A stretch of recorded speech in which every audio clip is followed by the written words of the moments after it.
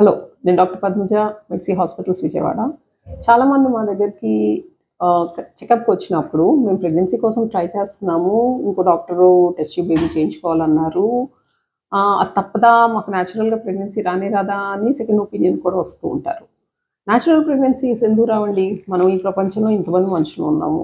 వీళ్ళల్లో 99% are natural conceptions కదా! Only 1% of people babies who are born are with IVF. కానీ ఎవరికి న్యాచురల్‌గా రాదు అంటే ట్యూబుల్ కంప్లీట్‌గా బ్లాక్ అయిన వాళ్ళకి. మేల్ కౌంట్ లెస్ దెన్ 1,000,000 ఉన్న వాళ్ళకి. ఆడవాళ్ళకి అండాశయంలో టోటల్‌గా గుడ్లు లేకపోతే, లేపోతే గర్భసంచి లేకపోతే ఏదైనా ఇన్ఫెక్షన్ వచ్చి టీబీలో లాంటిది గర్భసంచిలో పొర ఫుల్‌గా డిస్ట్రాయ్ అయిపోతాయి. సో, మేజర్ ప్లేయర్స్ ఏంటి? ఆడవాళ్ళకి, మగవాళ్ళకి హార్మోన్స్ కరెక్ట్‌గా ఉండాలి. ఆరోగ్యం బావుండాలి. వయస్సు ఆడవాళ్ళది 30 లోపు ఉండాలి. మగవాళ్ళది ఐడియల్‌గా 35 లోపు ఉండాలి. అండాశయంలో నుంచి అండం విడుదలవుతూ ఉండాలి. ట్యూబులు తెరిచి ఉండాలి. రీజనబుల్ మేల్ ఫ్యాక్టర్ ఉండాలి. వెళ్ళి కలవటానికి అడ్డంకులు లేకుండా ఉండాలి. గర్భసంచిలో పొర సరిగ్గా పెరగాలి. దాంట్లోకి బేబీ తయారై వస్తే అతుక్కుని 9 నెలలు నిలిస్తే బేబీ మన చేతిలో ఉంటుంది. సో, ఈ ఫ్యాక్టర్స్‌లో ఏదన్నా సరిగ్గా లేనప్పుడు కొన్ని కరెక్ట్ చేయగలము, కొన్ని బైపాస్ చేయగలము, కొన్ని మోడిఫై చేయగలము. అండ్ వాళ్ళకి అడ్వాన్స్ ఫెర్టిలిటీ ట్రీట్మెంట్స్ అవసరం.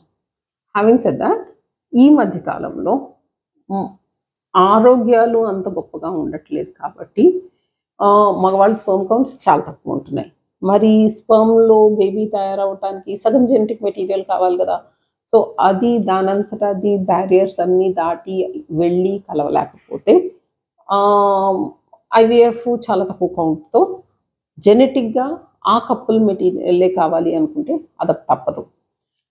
ట్యూబులు 2 బ్లాక్ అయినాయి అనుకోండి, టెస్ట్ ట్యూబ్ బేబీ తప్పదు. గర్భసంచి లేదనుకోండి, మరి గర్భసంచిలోనే కదా బేబీ పెరిగేది. అప్పుడు సొరగసి గర్భసంచి ఉన్న వాళ్ళ దగ్గర నుంచి చేయించుకోవాలి. సో, ఇలాంటి కొన్ని కండిషన్స్‌లోనే టెస్ట్ ట్యూబ్ బేబీ అవసరము. మిగతా వాటికి ట్రై చేసే అవకాశం ఉంటుంది. కానీ ఎన్నాళ్ళని ట్రై చేస్తారు అనేది కూడా ఒక లిమిట్ ఉంటుంది. ఫస్ట్ 2 ఇయర్స్ ఆఫ్ మ్యారేజ్‌లోనే మాక్సిమం న్యాచురల్ ప్రెగ్నెన్సీస్ వస్తాయి. ఆ తర్వాత నుంచి ప్రతి నెల గర్భము వచ్చే అవకాశం 4% మాత్రమే. ఆడవాళ్ళ గుడ్లు నంబర్స్ ఇలా తగ్గిపోతూ ఉంటాయి. మెడికల్ కాంప్లికేషన్స్ ఇలా పెరుగుతూ ఉంటాయి. 4% పర్ మంత్ పెట్టుకుంటే మరి సంవత్సరంలో 100 మందిలో 10, 15 మంది కన్నా ఎక్కువ ప్రెగ్నెన్సీలు రావు కదా! సో, అందుకు టైమ్ టు ప్రెగ్నెన్సీ షార్ట్ చేయటానికి ఐవీఎఫ్ సజెస్ట్ చేస్తూ ఉంటాము.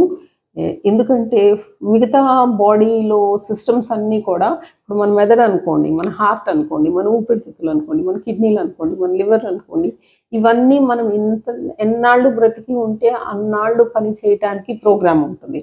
అంటే నా లైఫ్ స్పాన్ ఇప్పుడు నేను 85 ఏళ్ళు బతకాలనుకోండి, నాకు అప్పుడు దాకా ఇవన్నీ పనిచేస్తాయి.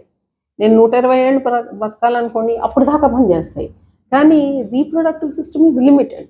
నేను 120 ఏళ్ళు బ్రతికినా కూడా 40 ఇయర్స్ కల్లా నా రీప్రొడక్టివ్ సిస్టమ్ పనిచేయటం ఆపేస్తుంది. So, that is the limitation of the reproductive system కనుక అది మాక్సిమం పని చేసే పొటెన్షియల్ ఉన్నప్పుడు బేబీస్‌ని కనాలి. ఇది మీకు హెల్ప్ చేసిందనుకుంటున్నాను. అండ్ అందుకనే న్యాచురల్ కన్సెప్షన్ కోసం వెయిట్ చేసేటప్పుడు మీ బాడీ ఫిట్ ఎనఫ్ ఉందా లేదా అనేది థరోగా ఇన్వెస్టిగేట్ చేయండి. అండ్ ఎన్నాళ్ళు వెయిట్ చేస్తామనేది లిమిట్ ఉంటుంది.